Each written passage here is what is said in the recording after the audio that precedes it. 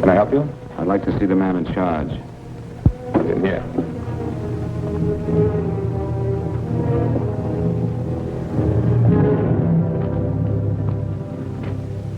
I want to report a murder.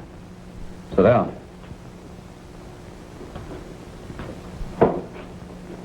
Where was this murder committed? San Francisco, last night. Who was murdered? I was.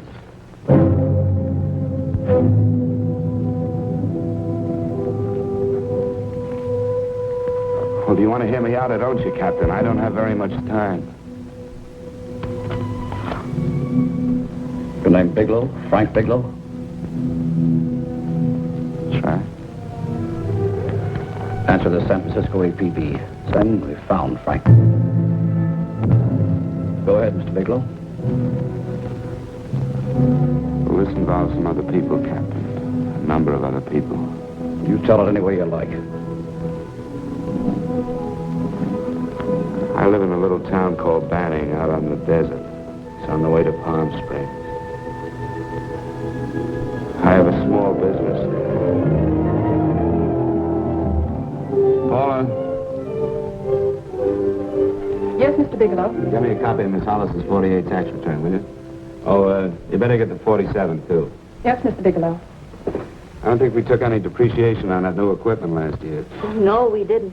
I remember you said we could include it all this year. Sure we can. Hey, Frank. Yeah, well.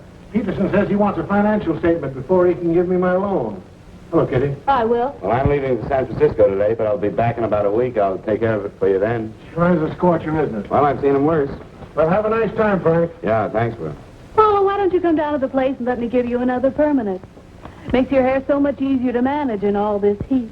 I can't afford it right now. Maybe next month. Yeah, here it is. No, we didn't take it. Well, we can do it this year. You work it out any way you think best. Have a nice trip, Frank. Sure, Kitty. See you when I get back. Bon voyage. Why don't you come down anyway, Paula? We'll work out a deal on that permanent. Thanks. Maybe I will. Hello? Oh, hello, Mr. Hawkins. Just a moment. Do you want him to send your ticket over? No, I'll pick it up myself. No, never mind. Mr. Bigelow will pick it up at the station. Bye.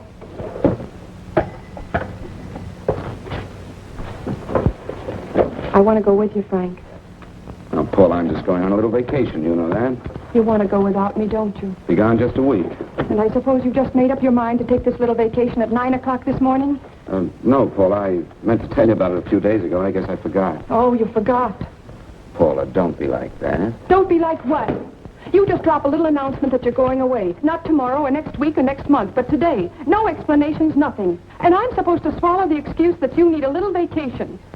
I just want to get away from town for a few days, that's all. Get away from this town or get away from me. Oh, Paula, please try to understand. How can you ask me to understand anything like this? No, I'm sorry, but I don't understand. Go to San Francisco, but don't expect me to be waiting for you when you get back.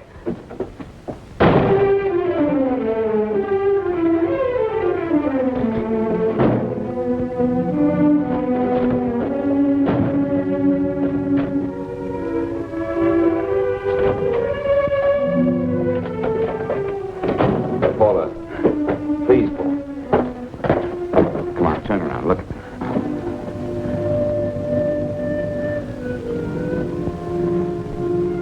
Come here. Why do you do this to me, Frank? Why can't you be honest with me? As honest as I am with you? Do you have to go? I have to go, Paula. I know what I'm doing. All right, go. Go anywhere you like. You can go to blazes for all I care. Paula. Paula. Yes, I know it. I'm being foolish. Come here.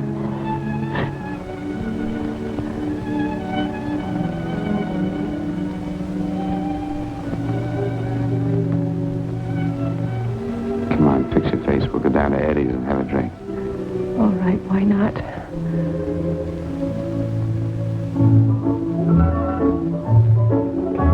Hi, Paula. Hi, Eddie. Give us a couple of cold beers, will you? Coming up. Hi. Come on. Oh, what a relief. This air conditioning feels good. I sure wish we had it in the office. It'd make working a pleasure. Well, if it stays this hot, don't bother going in the rest of the week. I win 2 races today. How many did you lose? Now, you would have to ask that. Kind of early for you two, ain't it? Too hot to work. That's what I like to hear.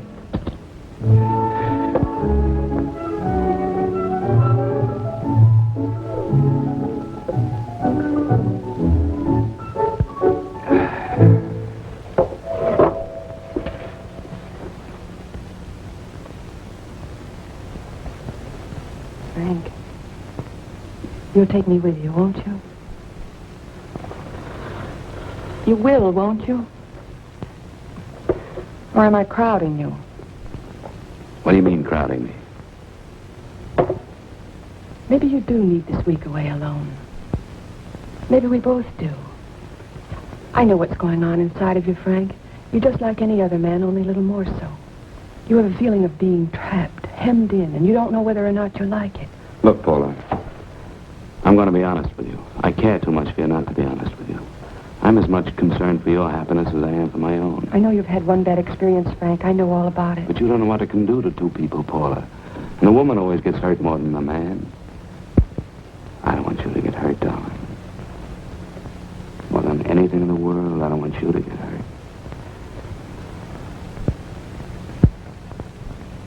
Want to hear some music? All right, Frank. Got a couple of nickels, Eddie? Yeah. This won't bother you, will it? No, next result doesn't come in for half an hour.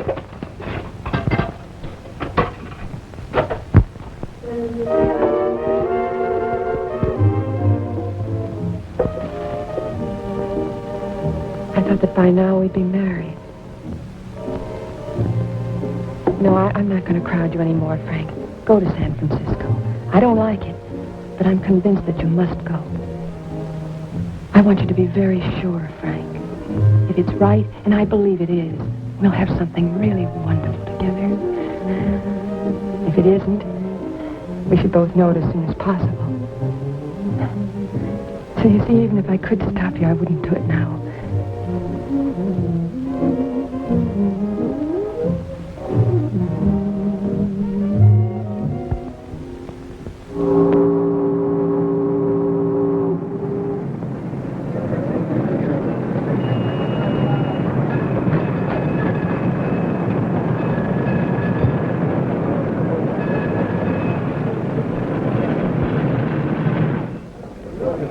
Yes, sir. My name is Bigelow. I have a reservation. Yes, sir.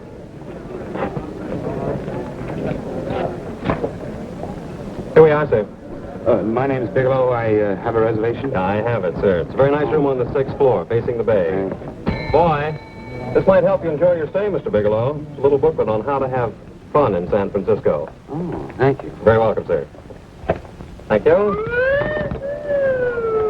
Say, is it always like this around here? No, this is market week, and it's the last day, too. Boy, always around until you need him. 0517? Thank you. Here's a message for you, Mr. Bigelow. Long-distance call came in about an hour ago from Banning, from a Paula Gibson. Oh, thank you. Very welcome. Show Mr. Bigelow to 618. Right this way, 5.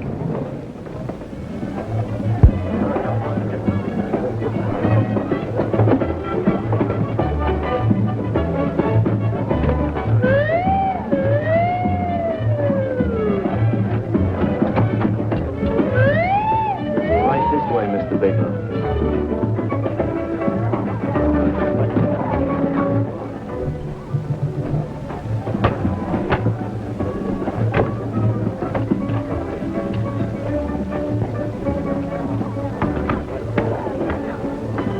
Is there anything else, Mr. Bigelow? Oh, yes, you can give me a dry Manhattan and a pack of razor blades. Yes, sir. Thank you. Oh, and you can leave that door open. Hello, operator. I want to speak to Miss Paula Gibson in Banning, California. Yeah, that's right. No, I'll wait. Hello? Hello, Paula. Oh, hello, Frank. How was the trip? Fine, just fine. Having a miserable time, I hope. Well, I don't know. I just got in. What was that? Market week. The place is crawling with traveling salesmen. You know, Charlie Anderson found out that she went away and he asked me to go out with her. Oh, really? How did he make out? I'm considering it. Is that what you called to tell me? I'll have you know that this call is strictly business, Mr. Bigelow. Did a Mr. Phillips phone you? Eugene Phillips of Los Angeles. No. He will. He phoned the office 3 times today. Said that he wanted to get in touch with you immediately. He said it's most urgent and imperative that he reach you at once. What did he want? I don't know.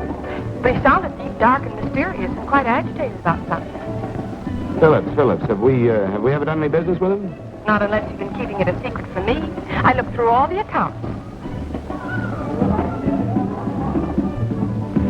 Why did you tell him you could reach me here? You know I'm supposed to be on vacation. So you told me. And so I told him, dear heart.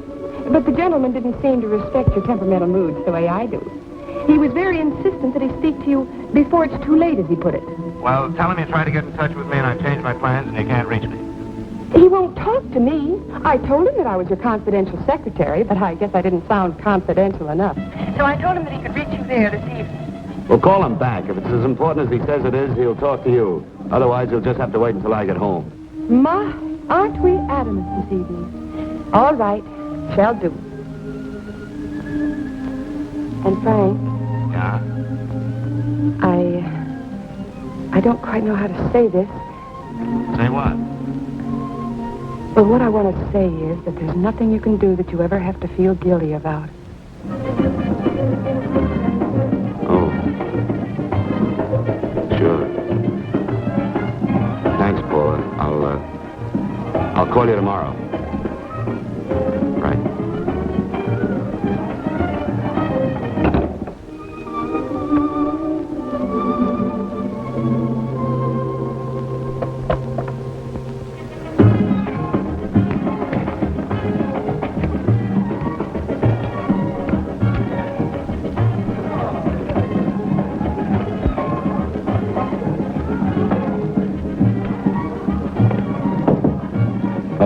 Put it there for me. You can keep the change. Thanks very much. Say, how long has this been going on? Oh, it's been a madhouse all week, but they check out tomorrow. Oh? I thought you were with them. No, I'm just here on a vacation. Why does everybody come to San Francisco and tear loose? Excuse me. Say, I'm awfully sorry to bother you, but would you mind if I use your telephone? No, go right ahead. I'm just across the hall here. One of the boys is using my phone, and he's been on it for a half hour. I just want to call downstairs. Yeah. Thank you. Room service, please. Yeah, things really picked up the last few days, didn't they? You read up much business? Well, I'm not here on business. Oh, hello, room service? It's Mr. Haskell in 617. Yes, that's right. Would you send up 3 more bottles of bourbon and 2 scotch? Yes, that's right. Oh, and some more ice, too. Yeah. Oh, thank you. You here all alone? Yes, I just got in town. Well, why don't you join us for a drink? Well, I don't want to barge in on your party. Oh, nonsense. It's not a party. Just a few of the boys entertaining some fires. You know, the usual thing. A few drinks and some laughs. It's no party. Come on. Well, Come on. right. I know what it's like to be all alone in a strange city. I'm Sam Haskell. I'm Frank Bigelow. You think some of these guys have never been away from home before? Yeah. Hey, quiet down a minute. Hey, will you quiet down a second? I want you to meet Frank Bigelow. Hello. This is Jane Carlisle. Hello. Bill Welch. How are you, Mr. Wells? Glad to know you, Bigelow. Jane's the prettiest buyer in San Francisco. Oh, hey, I resent that. You don't think I believe him, Elaine? Well, he spread that from coast to coast. Oh, gee. But it's good for my morale anyway. I'm George Cantwell. Glad to know you, Mr. Bigelow. Bigelow, yes. Right on much business? He's not here on business. Oh? Well, Well, why don't you get the man a drink before he dies of thirst? how about a little bourbon? Well, that's fine. Bourbon it is. Of course, Mr. Wallace. Yes, Mr. Wallace. But, Mr. Wallace, I'll need at least a week in Cleveland to visit all my accounts. I can't figure on being in Philadelphia until the 17th. Eddie, will you get off the phone? I want you to meet Frank Bigelow. How are you, That's his boss. He's been trying for an hour to get his expense account boosted. Yeah, the way this guy holds on to $1, you'd think they weren't printing them anymore. Yes, Mr. Wallace. I'm leaving here the first thing in the morning. Yes, sir. Oh, keep your head loose, Harry, like this. Oh, yeah. How's he doing? Oh, there's nothing wrong with Harry's brother. The 2 years ago after Murray's wouldn't shoot. Hey, now, wait a minute. I've been doing all right there. This is Sue and Harry Brandon. Hello, good to sir. meet Glad you. How are you? Where'd you find her, Sam? On a dance marathon? Oh, perfect. Oh, really? Oh, thanks. Say, I'll bet you could do the rumba. Well, a little, but I'm kind of rusty. Anything would be an improvement after Harry. Oh, how do you like that? Well, here goes. Hey, you're good. Oh, my wife, she's a good dancer, isn't she, Bigelow? Oh, yeah. Pamela, I thought you were going to show us a good time tonight. Is this doing the town? That's right. We practically bankrupt our stores to buy everything you've got. Then you keep us in this hotel room. I agree. This is my last night to howl before I go back to being a dutiful housewife. Well, it looks like we're stuck, boys. This is where we blow all our commissions in one night. And you're coming with us, Bigelow. Oh, no, thanks. You run along. I've got to get unpacked and have dinner. Oh, no, you're not going to get away from me. Now that I found a man who can dance, I'm going to hang on to it.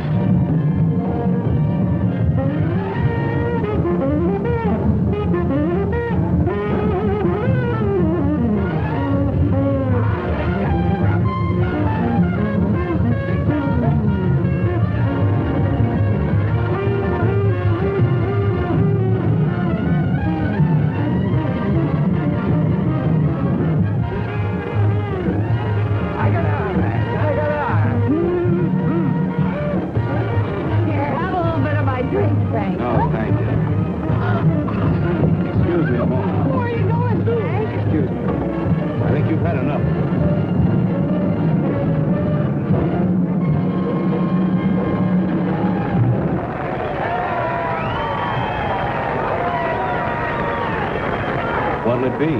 Bourbon and water, no ice. Nice, quiet place you got here. Wait till you hit the pitch in about an hour. That's when they really go out of their minds. Who's the blonde?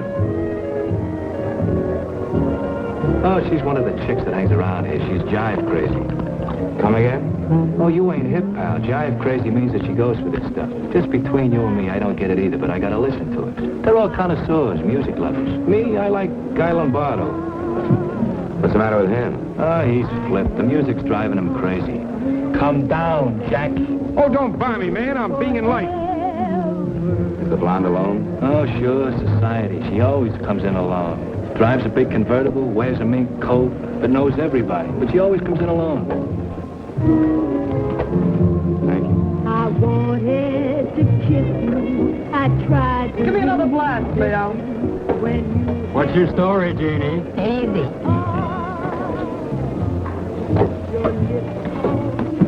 Hello. Easy. Dig the fisherman. Oh, that's really silk, isn't it? Can I buy you a drink? Sure thing. Give me a black, Leo. Leo, I left my glass at the other end of the bar.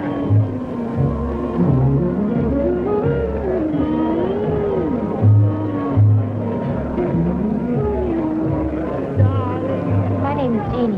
What's yours? Frank? I've never seen you here before, Frank. Well, I've never been here.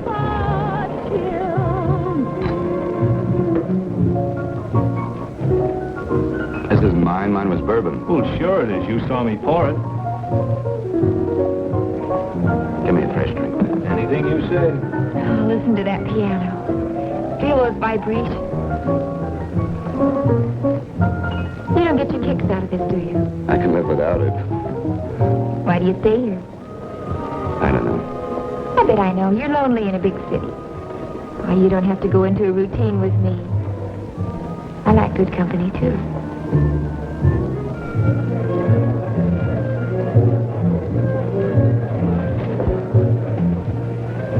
Say, there are some people there I want to avoid. Couldn't we get out of here? Let me think about it. Oh, come on. How about going somewhere else? Why don't you meet me later? Okay. Where? I tried to forget you, but you whispered, darling, I love. Call me at that number later. It's my next stop. They've got a band there that'll really send you. See you, Jeannie. Easy.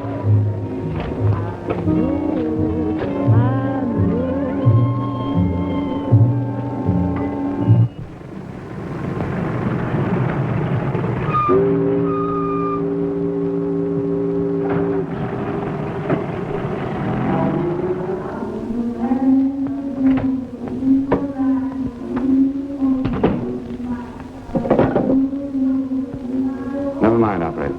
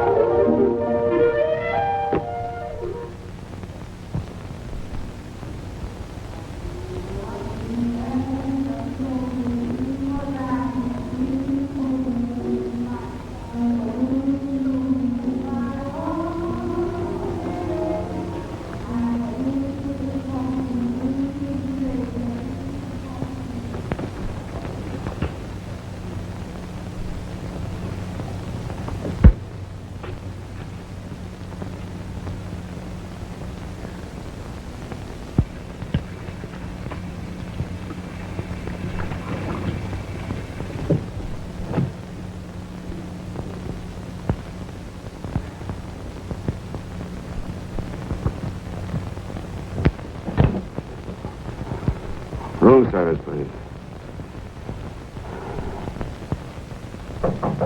Come in.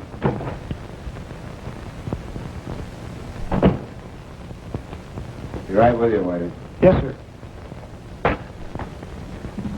Rest well, sir? Yeah, sure. May I? Go ahead. It's on there for you. Thank you, sir. Would you like anything else? Oh, thank you, that's all. Waiter, Yes, sir. take this away. Is there anything wrong, sir? No, just take it away. I don't even want to look at it. Are you all right, sir? Yeah, sure. All right, I just had too big a night, I guess, that's all. Need some fresh air. Of course. Thank you, sir.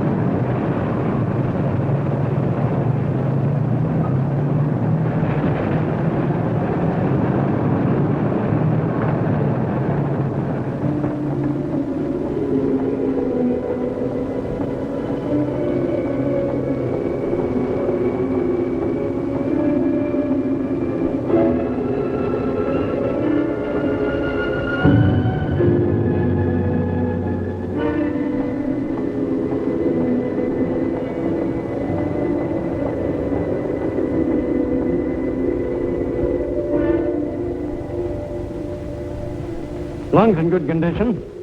Blood pressure normal. Heart fine. Well, it's a good thing everybody isn't like you, Mr. Bigelow. Put us doctors out of business. I'm glad to hear it, Doctor. I was a little worried. Don't let a little bellyache worry you. Could be just a change of climate. Well, it isn't exactly an ache, Doctor. It's kind of hard to describe the feeling. Maybe it was the drinks I had last night. I might have mixed them too much, huh? Let's have another look at that throat. You may finish dressing now, Mr. Bigelow. I want to get the results of those tests we took. Thank you, Doctor.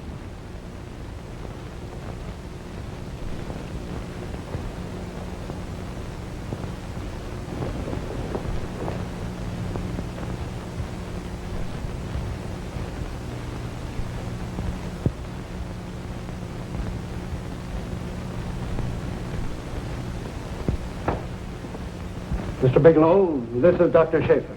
Hello, Doctor. How are you? Sit down, Mr. Bigelow. According to the information you gave Miss Wilson, you're not married, Mr. Bigelow. That's right. Do you have any relatives, family, anyone in San Francisco? No, no one. I don't know a soul in San Francisco. Where is your home?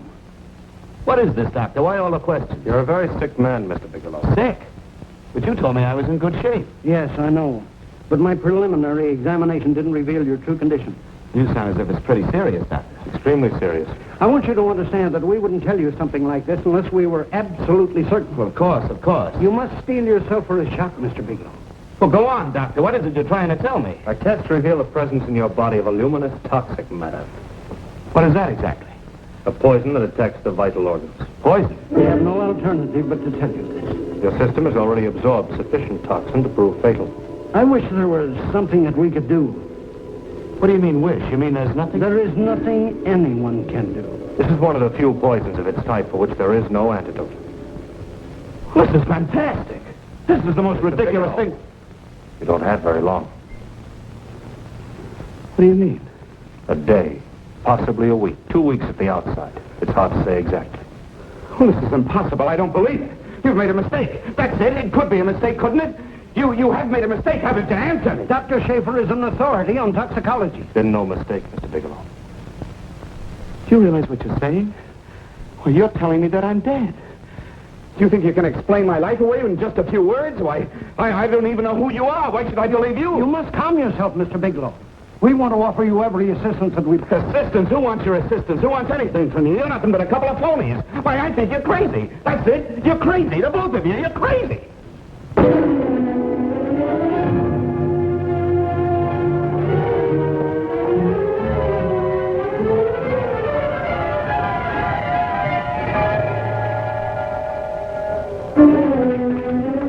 Where's the doctor? Come on, tell me. Get out of here. Trouble here. What's the matter with you? Doctor, I want you to examine me for luminous poison. Come right in here.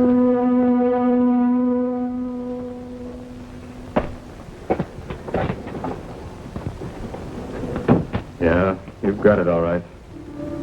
Your system has already absorbed it. Are you sure, Doctor? Are you absolutely certain? Couldn't there be some mistake?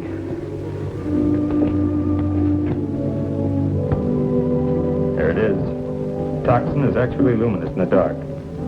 Now there's no doubt about it, Bigelow. I don't feel sick. My stomach is just a little bit upset. Maybe it's not as bad as you think, Doctor. That's characteristic. With a heavy jolt, you go suddenly in a matter of hours. But if the stuff is taken in a lesser degree, you last a while, and then...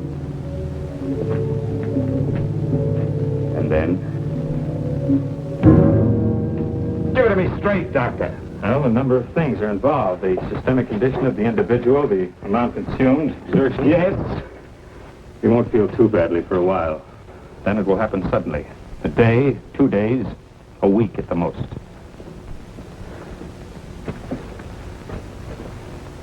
A day. 2 days. There's nothing that can be done now. If it had been caught in time, your stomach could have been washed out. But you've had it in you for some time now. For at least 12 hours, haven't you, Bigelow? I don't know.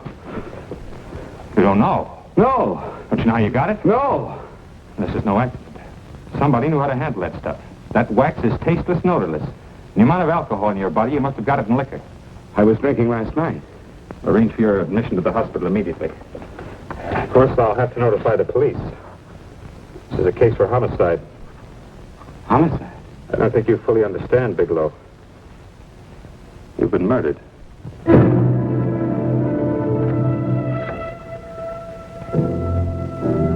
Get me police headquarters, please. Homicide Bureau.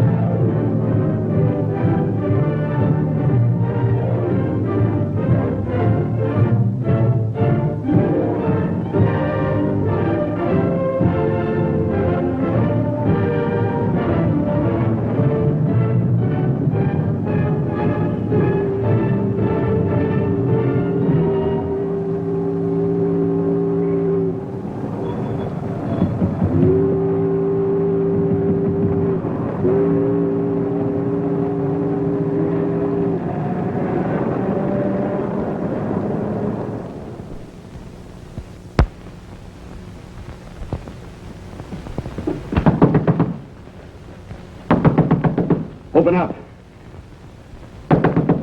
Open this door, I tell you. Open it up or I'll break it down.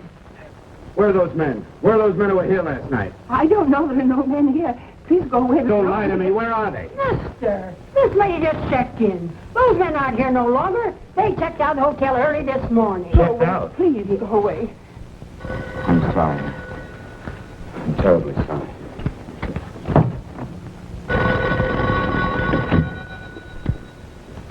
Hello? Please, Mr. Bigelow, my eardrum. Oh, hello, Paula. Your enthusiasm overwhelms me. Why haven't you phoned me? Or is there a quota on telephone calls up there? I'm sorry. I've been busy. I'll bet you have. Visiting the museums, no doubt. What's happening up there that's exciting or different? Nothing, not a thing. I'll bet you miss me, but you're too stubborn to admit it. Sure. You know, if you'd like me to come up, I can pack a toothbrush and leave right away. No. Well, you don't have to snap my head off. You could at least make pretense of missing me. I'm sorry, Paula. Of course I miss you. Listen, Paula, Paula, it's just that I don't feel like talking now. I'll call you later. Don't strain yourself. You phone me sometime when you feel more like talking. Oh, by the way, I called that Mr. Phillips back. Phillips? Yes, you know, the man that tried to reach you. Well, I'm afraid you'll never know why it was so important that he speak to you. His office said he died yesterday. Frank, are you there? Did you hear me? Die? When? Yesterday. So you won't have to bother your little head about him anymore. You can just go ahead and have fun. Paula, what did he die from? Do you know? I suppose he died from whatever people usually die from. Well, didn't he tell you? Don't you know? What are you getting so excited about? You said you didn't even know the man. Listen, where's his office located? What difference does it make? You can't talk to him now. I told you the man's dead. Paula, will you stop talking so much and tell me where his office is? All right. It's the Phillips Importing and Exporting Company, Bradbury Building, Los Angeles. Bradbury Building, Los Angeles. That's right. Say, this is really a switch. Listen, if you want to reach me, I'll be in Los Angeles. Are you out of your mind? I'm sorry, Paula. I've got to hurry. Wait a minute. Where in Los Angeles? The Allison Hotel. Goodbye, Paula.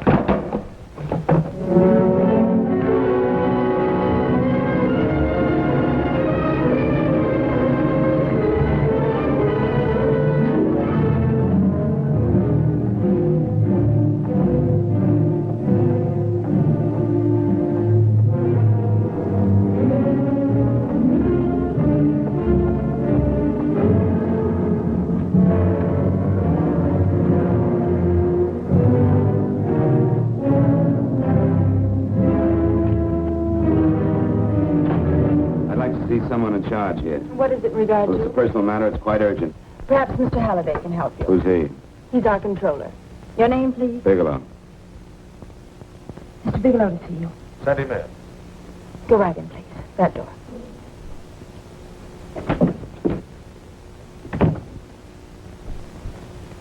Mr. Bigelow? How are you, Mr. Halliday? What can I do for you? Well, Mr. Phillips phoned my office several times yesterday. I'd like to find out what it's all about. You know Mr. Phillips died yesterday?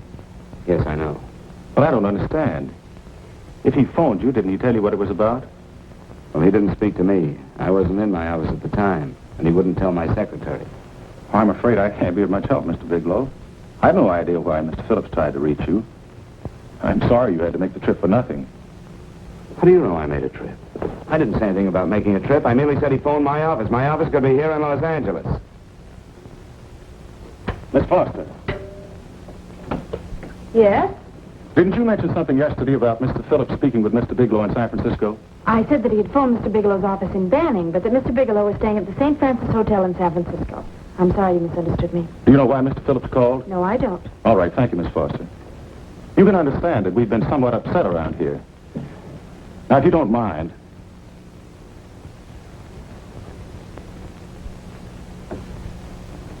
Does Mr. Phillips have a wife, family, anyone that could help me? You can't intrude on people at a time like this just to satisfy some curiosity. It isn't just curiosity. Then I suggest you wait a week or so. I can't wait. Well, I'm sorry you'll have to. Well, there's always a phone book. You're a pretty aggressive fellow, Bigelow. Are you quite sure that this is as important as you make it appear to be? It's important. Mrs. Phillips lives at the Sunset Arms Apartments. Thank you. I needn't tell you she's under a strain. I suppose you're capable of using a little more tact with her than you demonstrated with me. I think I can handle it. By the way, what was the cause of Mr. Phillips' death? Suicide. He leaped from the balcony of his apartment.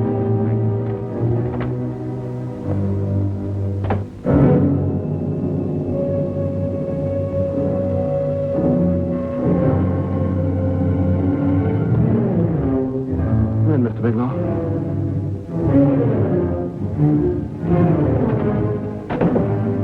I'm Stanley Phillips, Eugene's brother. Halliday phoned that you were coming.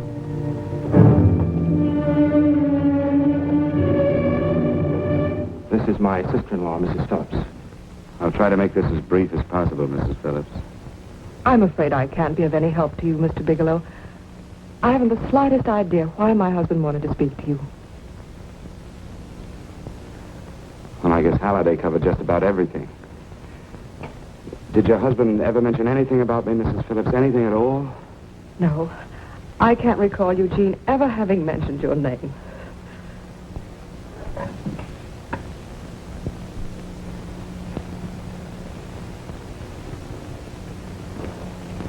I hate to ask you this, Mrs. Phillips, but it's of vital importance to me. Do you know why your husband committed suicide? Oh. You're certainly not the most diplomatic person in the world, are you, Bigelow? Were you a friend of my brother's? I never met him.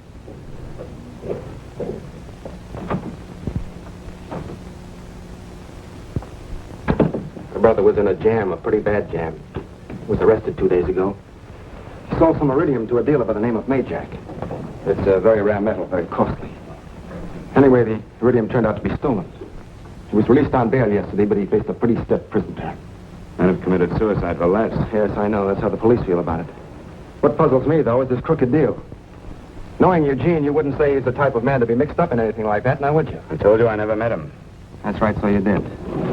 Now, what's this all got to do with you, Bigelow? I don't know. Let's come play with each other, Bigelow.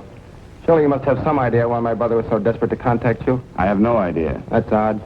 Then how could it be of such vital importance to you? You seem to know the answer to everything else. Maybe you know the answer to that one, too.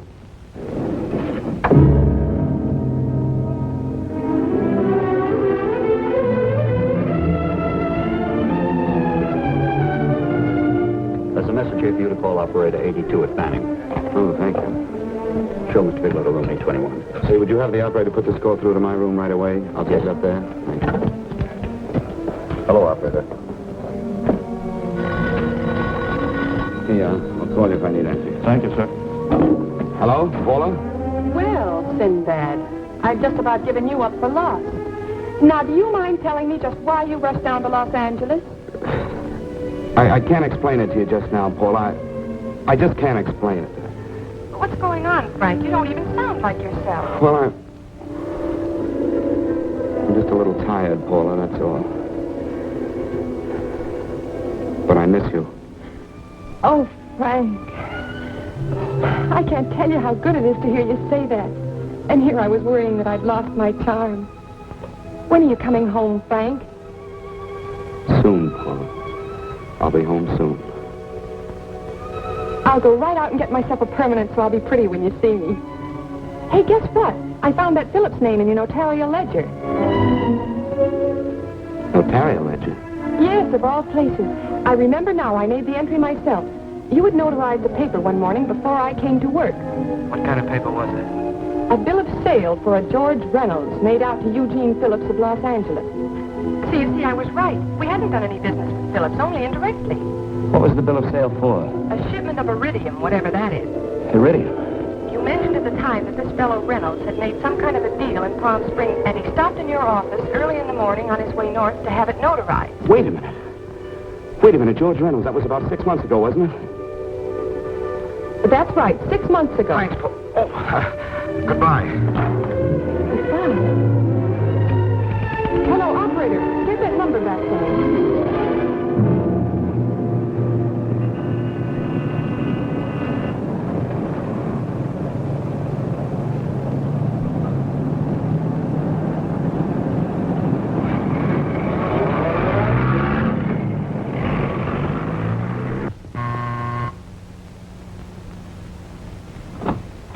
I've got to talk to you, Mrs. Phillips.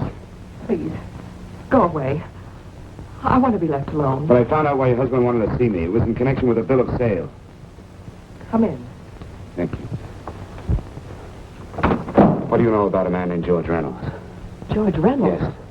Why, that's the man my husband claimed sold him the iridium. And what did Reynolds claim? Reynolds disappeared. Yes? About 2 months ago, my husband grew suspicious that something was wrong.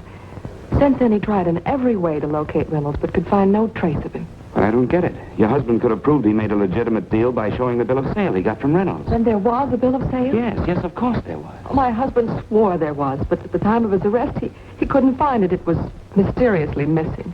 Well, then, if your husband could have shown proof, it would have been George Reynolds who would have faced the prison term. Eugene was convinced that Reynolds had stolen the bill of sale. He was the only one who had reason to eliminate evidence of the transaction.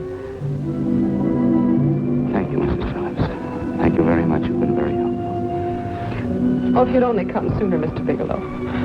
My husband might be alive today. I know.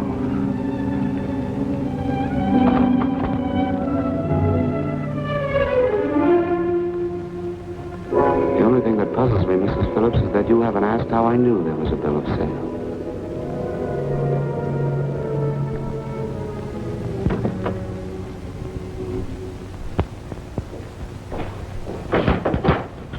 Mr. Holliday isn't in. He should be back shortly. I think you're the one who can help me, Miss Foster. Mr. Phillips tried to reach someone else before he called me yesterday, didn't he? Why don't you ask Mr. Holliday? Obviously, Mr. Holliday wasn't here yesterday, or he wouldn't have had to learn from you that Phillips called me. And you're the logical person to know who else Phillips called. I don't believe that's any of your business, Mr. Bigelow. Don't think you're revealing anything confidential, Miss Foster. I know that he tried to reach somebody else. Mrs. Phillips told me. You're bluffing, Mr. Bigelow. I don't know what you're after, but you're trying to trick me. Mrs. Phillips didn't tell you a thing. How do you know that? Mrs. Phillips knows nothing about it. She doesn't. Well, why wouldn't she? Wait a minute. I was talking about George Reynolds. Who did you think I meant? Just who is it that Mrs. Phillips doesn't know I about? told you before, that's none of your business. All right, young lady, I'm going to give it to you straight. Phillips was murdered. Murdered? I don't believe you. He called me because he needed me to clear him. Phillips was innocent. Innocent men don't have to jump out of windows. Just who are you trying to protect, Miss Foster? Why are you so afraid to tell the truth? I'm not protecting anybody. I haven't any more to say. All right, young, listen to me. This thing is going to explode wide open. If you've got nothing to hide, you better start talking. Or maybe you are mixed up. No! Well, then, come on. Mr. Phillips called Marla Rakubian. I went to see her yesterday morning. Who's Marla Rakubian? She's a model. She and Mr. Phillips used to be quite friendly, but he hadn't been seeing her for quite some time. Come on. For the last couple of months, he'd been trying to locate her and finally learn where she lived yesterday morning. When he returned from seeing her, he was terribly upset and excited. That's when he had me put in the calls for you. When he couldn't reach you, he went home. The last time I saw him alive. Give me Marla Rakubian's address. I don't think Mr. Phillips realized I was aware of his friendship with Marla Rakubian, and out of respect for him, I never intended to tell anybody. I had no idea that she had anything to do with the trouble he was in. I admire your discretion, Miss Foster. You know, you must be pretty friendly with Stanley, Miss Foster. He knew how desperately his brother tried to reach me yesterday, and he wasn't even here at the time. And now you seem to know all about what happened in Mrs. Phillips' apartment.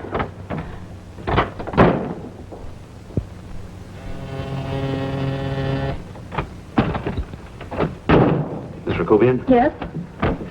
What do you want? Get out of here or I'll call the Go police. ahead, call him. Oh, go ahead, call him. Going on a trip, huh? Yes, going away for the weekend. Sailing for Buenos Aires tomorrow, some weekend. I'll send you a postcard. Now get out of here. Who are you going with, George Reynolds? Never heard of him. I suppose you've never heard of Eugene Phillips either. Just who are you? What do you want? Never mind who I am. Where's Reynolds? I told you I don't know him. Now will you get out of here and leave me alone?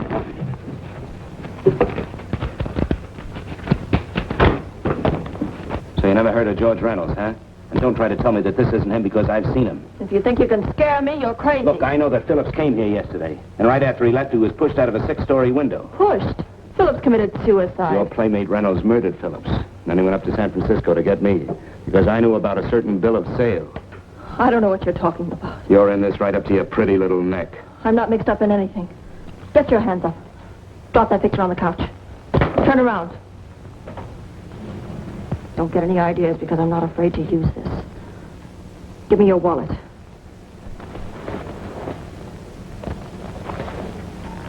Frank Bigelow, Hotel Alex. All right, now where's Reynolds?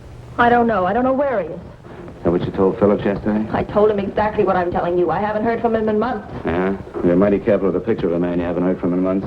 What does the race stand for? It was a pet name. Do you mind? Oh, sounds very cozy, Miss Rakubian. You and Reynolds call each other pet names while you make a sucker out of Phillips. Phillips made the deal because he wanted it. Yeah? I'll bet you weren't above using what it takes to help make him want it. Who's paying for this trip? I am. Really? A first-class trip to Buenos Aires on a model salary. Don't make me laugh. Since you and Reynolds aren't seeing each other anymore, you don't mind if I keep this thing. If I were a man, I'd punch your dirty face in. No, I really believe you would. Oh, I almost forgot. Your tickets. Don't be surprised if we're off.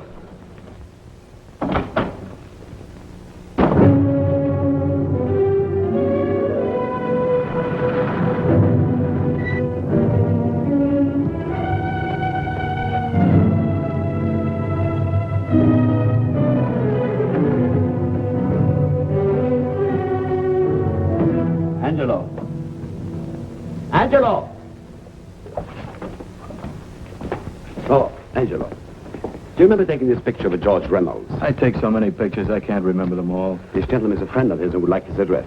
We have no card on him. I don't think we ought to do that. He's willing to pay $20 for it.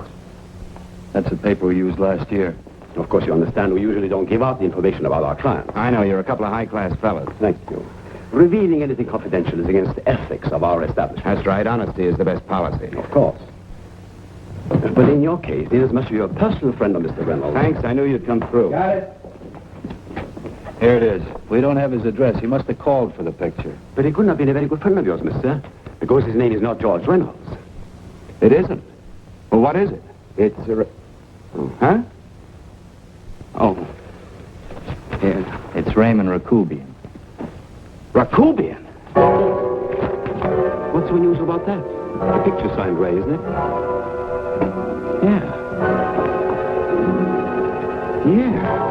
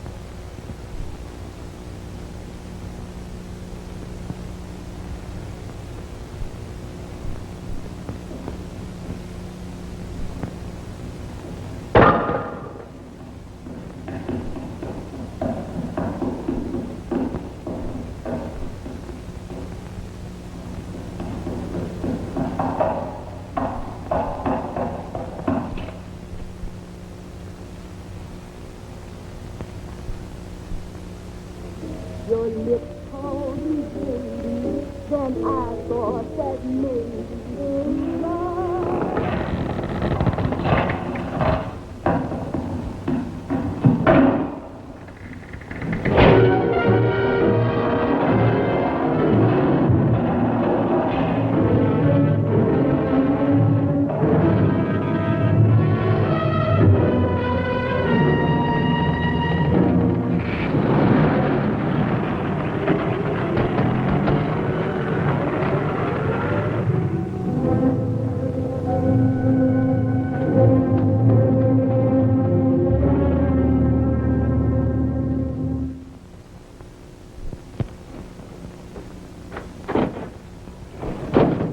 Bigelow, are you all right?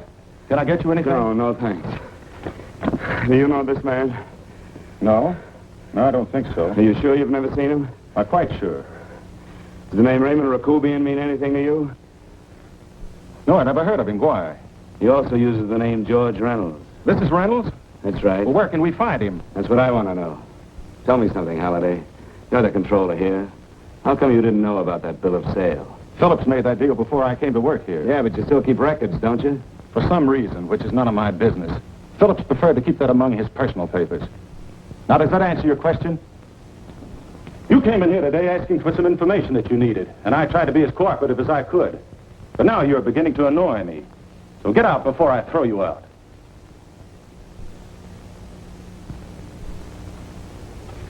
You know, you really frighten me.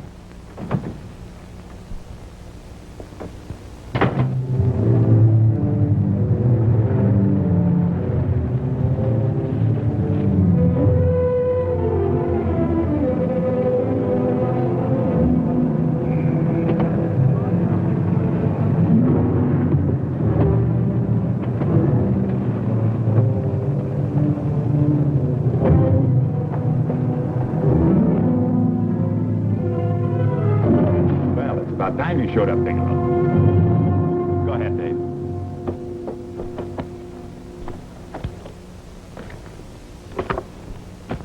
Real cute, ain't you, Bigelow? Just real cute. Paula didn't lose much time getting a hold of you guys, did she? Shut up. Let's go, Bigelow. Look at him. He can't take it. Soft in the back. You do that again and I'll kick your face. Lay off, Chester. Cut it out. Shut up! Who asked you? Then let him answer. The clerk might know he's in. Go ahead, Bigelow.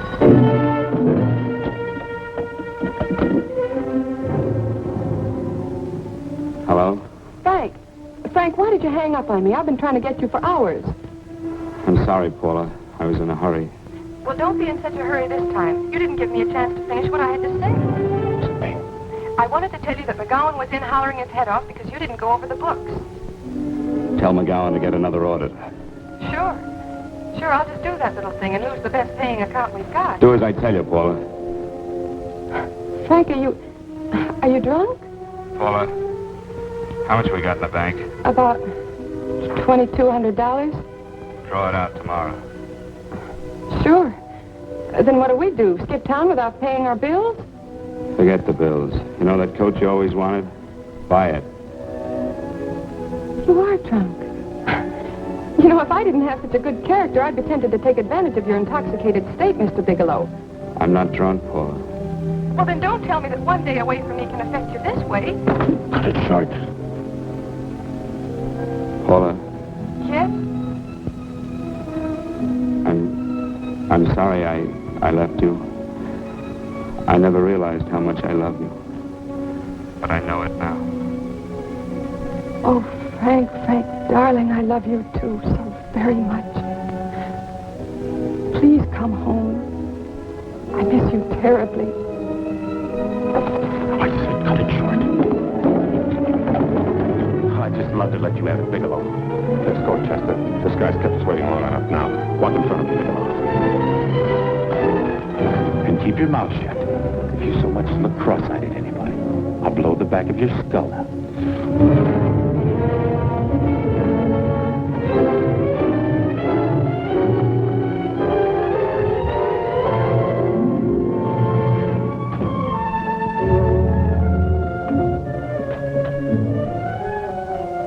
Bigelow's real cute.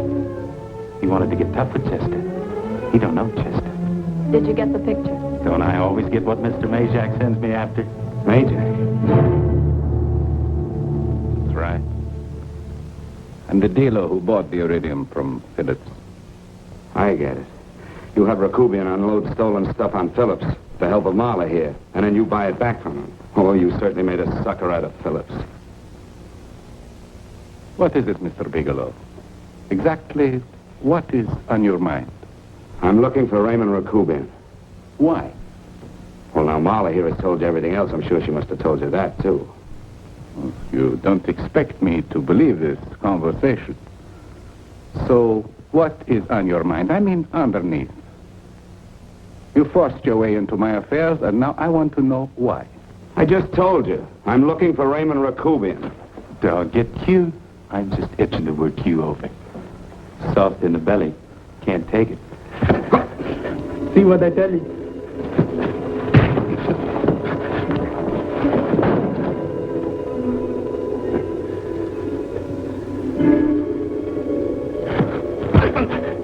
Can't do that to Chester. I'm going to blow your guts out. Easy. Lay off, Chester, not now. Look at him. He's so scared of Chester, he'd talk now. He's not afraid, Chester. You can tell from a man's eyes when he is afraid. Look at his eyes.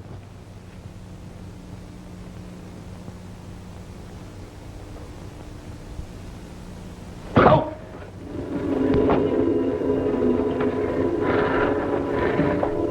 I'm telling you, Majak, you better keep him away from me or he's really going to have to use that gun. Go away, Chester, please. Do what I tell you, my boy. Please. And help Dave.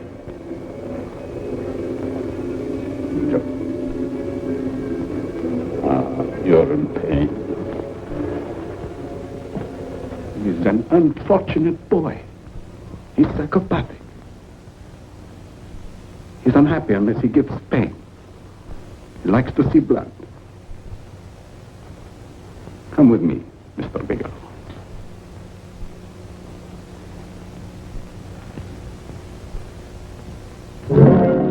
Raymond Rakovian was my nephew. He could not possibly have tried to kill you. He's been dead 5 months.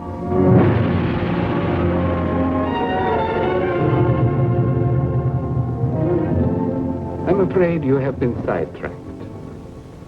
Provided it is true that somebody made an attempt on your life. Somebody made an attempt again today. I had no reason to kill you, believe me. What do you mean you had no reason? I notarized a certain bill of sale. You notarized the bill of sale for Reynolds, not Rakovian. What I told you was true. I had no reason to kill you. That's a closet, Mr. Bigelow. And under other circumstances, you could go home now. But now you present a problem. You know too much, and I am in danger. Chester! Suppose I were able to prove to you that I only want to find the person who tried to kill me. And I won't cause you any trouble. You know I can go to jail for 10 years for this little business. 10 years. At my age, that's my life. That means my entire life. With my life, I do not take chances. I am sorry, believe me. You want Joe to go with you? No. Just Bigelow and me. And baby May stay. But May Jack.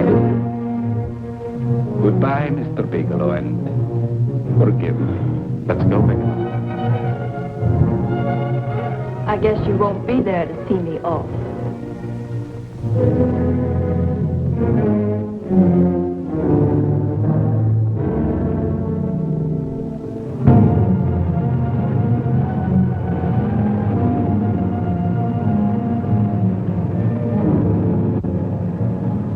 Tried to make a boob out of me in front of Major.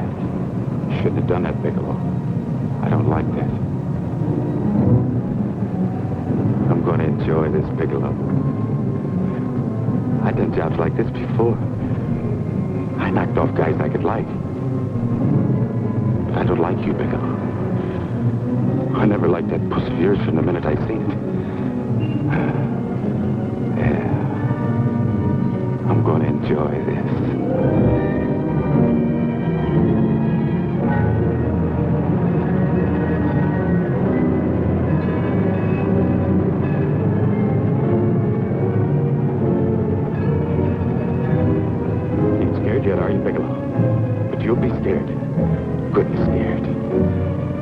I'll give it to you in the belly. You don't like it in the belly?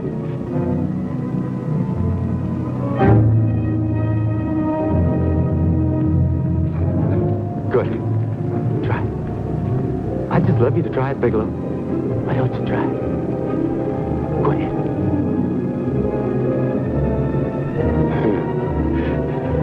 Didn't have the nerve, did you, Bigelow? Yeah. I think I'll give it to you right in the belly.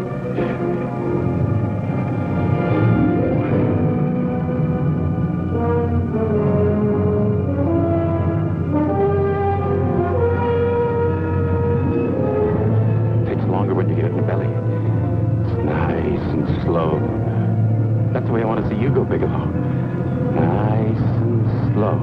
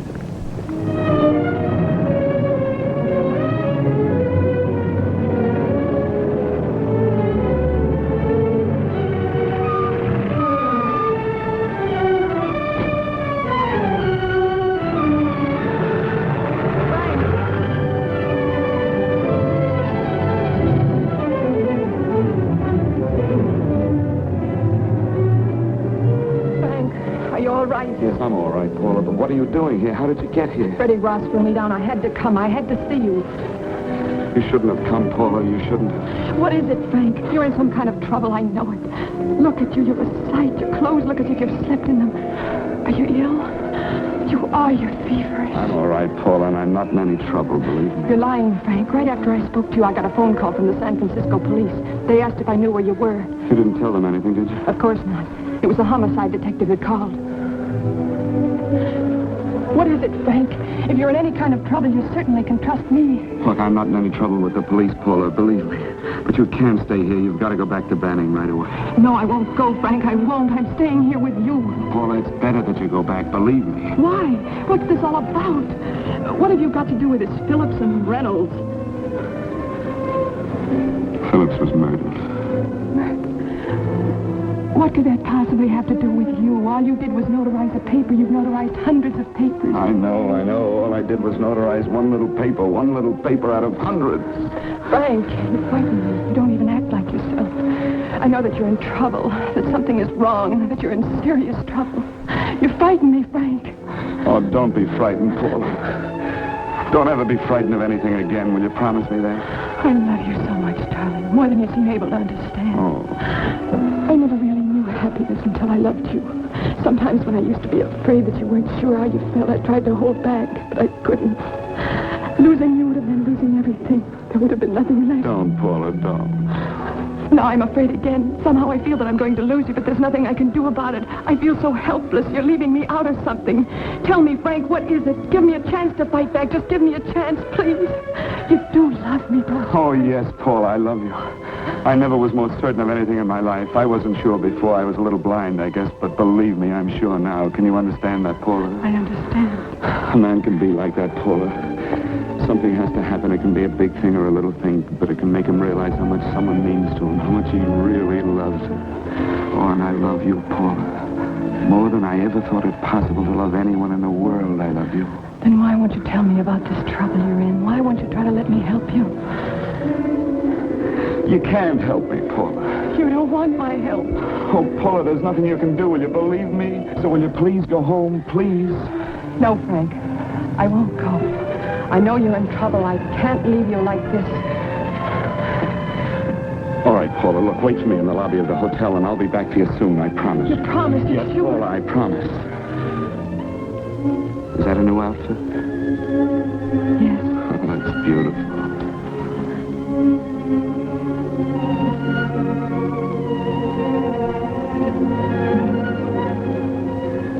You'll come back to me, won't you, Frank?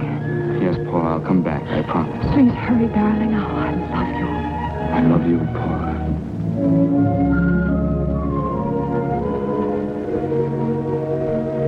Goodbye, Paula.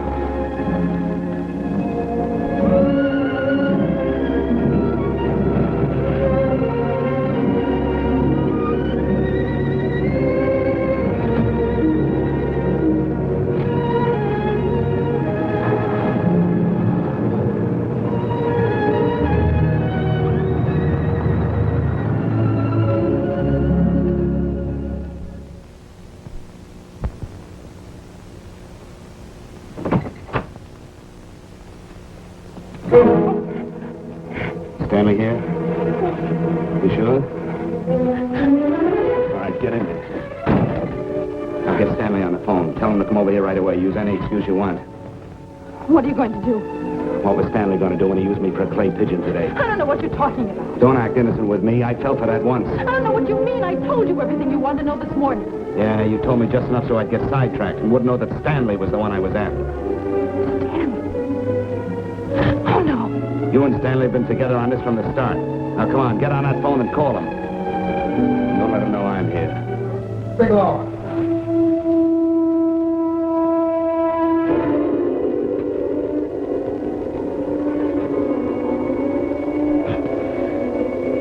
You've been sidetracked, all right. But it was the poor bereaved little widow who did it.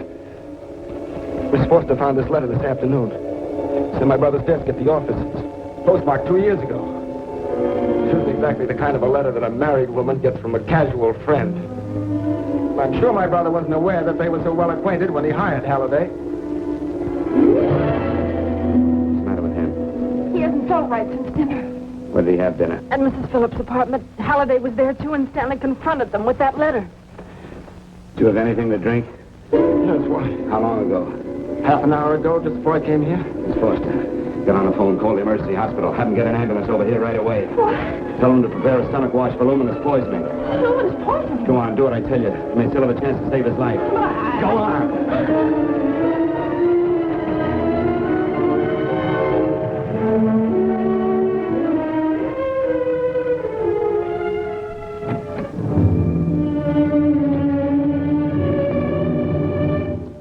I found George Reynolds, Mrs. Phillips. He's been dead for 5 months. Then he didn't steal the bill of sale. No, he didn't. But you could have stolen it. How dare you? You knew who I was when I came here today. But you were surprised to see me alive, weren't you? But I'm not alive, Mrs. Phillips. Sure, I can stand here and talk to you. I can breathe and I can move. But I'm not alive. Because I did take that poison. And nothing can save me. What are you going to do? If I kill you now, I have nothing to lose. No, you've got to listen to me. You've got to give me a chance. But I didn't have a chance. It was Halliday. Believe me, it was Halliday. He made me steal the bill of sale. He planned everything. What about this letter? Your husband knew about you and Halliday. He found it only yesterday. He accused Halliday. They fought, and Halliday pushed him over this balcony. And why me? Why did he want to kill me? Because you could have proved there was a bill of sale, that my husband had no reason to commit suicide.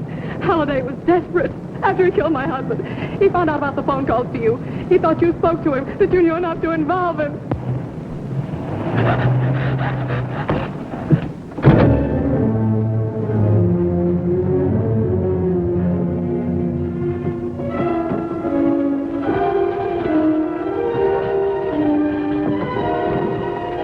Where's Halliday?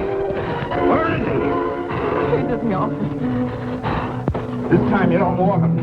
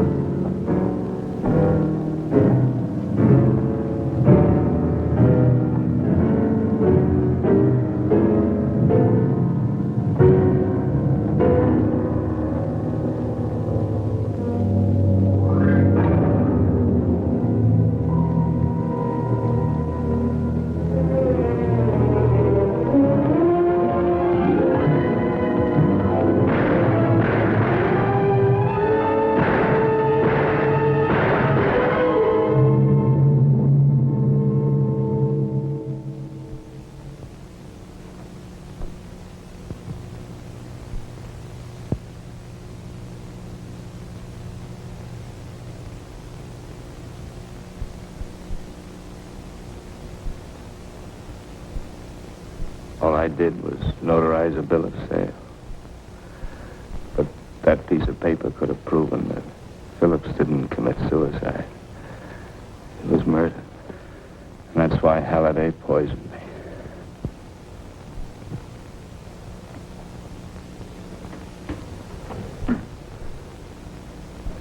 Would you?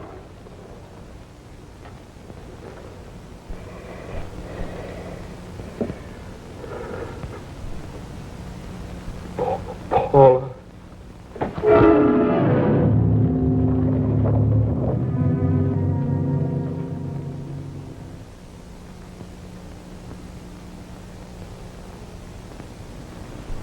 Call the morgue.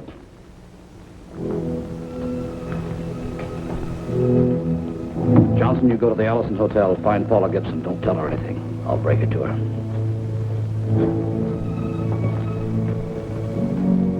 How shall I make out the report on him, Captain? Better make it dead on arrival.